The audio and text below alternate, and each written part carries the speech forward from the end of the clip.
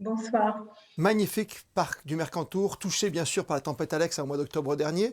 Aujourd'hui, on peut accéder à peu près partout ou il reste encore des endroits qui sont difficilement accessibles? Il reste des endroits inaccessibles, mais la plupart des grands axes ont été quand même restaurés pour les sentiers piétons. Donc, on a fait un très très gros travail avec l'aide du département et donc tout l'axe de la GT, de la grande traversée du Mercantour, les hotspots comme la Vallée des Merveilles, la Bordelasque, le Boréon, tous ces sites-là ont été beaucoup restaurés depuis la tempête. Très bien, donc on peut se promener maintenant en toute sécurité évidemment pour apprécier ce décor assez incroyable.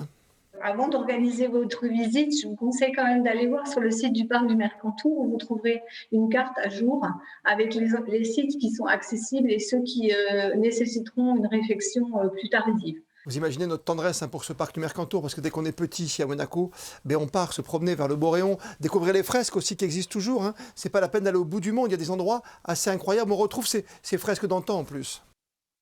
Bien sûr.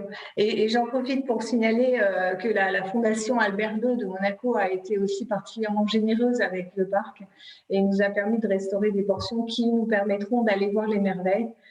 Ces sites qui deviennent accessibles avec des parcours peut-être un peu plus longs, mais peut-être qui permettent aussi de mieux apprécier cette belle montagne avec une météo très, très clémente encore. Cet été post-tempête, évidemment, c'est le premier été. Vous avez connu une belle affluence, plus que d'habitude, ou est-ce que c'est le même nombre de personnes qui viennent, malgré la crise sanitaire, bien sûr, hein? On n'a pas retrouvé autant de monde que l'année dernière, mais quand même une affluence très au-dessus de la normale.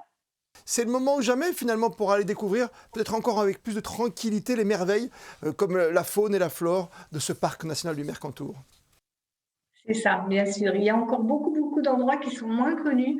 Et là aussi, on vous invite à aller voir sur notre site. On vous a proposé des petites randonnées alternatives pour profiter de cet endroit avec un peu plus de calme.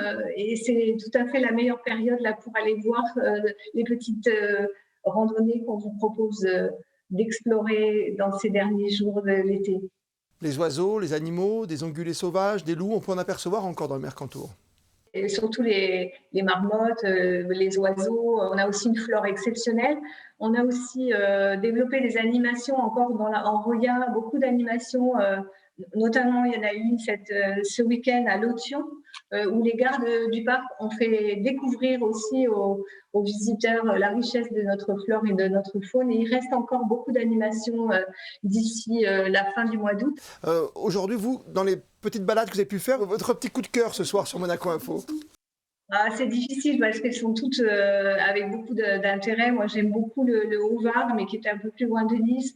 En Roya, il y a des merveilles, vraiment des balades extraordinaires à faire, même sans aller très très loin. Même à partir de la gare de Tende, on peut déjà prendre des sentiers et se dépayser totalement. Je vous invite vraiment à venir en train, à Tende, et puis d'explorer ces vallées-là qui conservent encore de très beaux joyaux.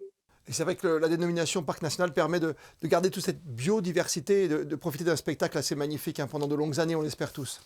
On est à l'œuvre pour essayer de vous donner accès à cette merveille. Donc, je redis à tous que vous pouvez encore aider le parc national en faisant des dons. Et puis, nous essayons aussi de faire des animations pour les randonneurs, pour les scolaires. Nous accueillons aussi des scientifiques. On a beaucoup de scientifiques, on ne le sait pas, mais qui profitent de cette grande diversité géographique et biodiversité pour augmenter leurs connaissances, donc qui viennent de partout et qui profitent de l'été pour parcourir et recenser des espèces parfois encore inconnues.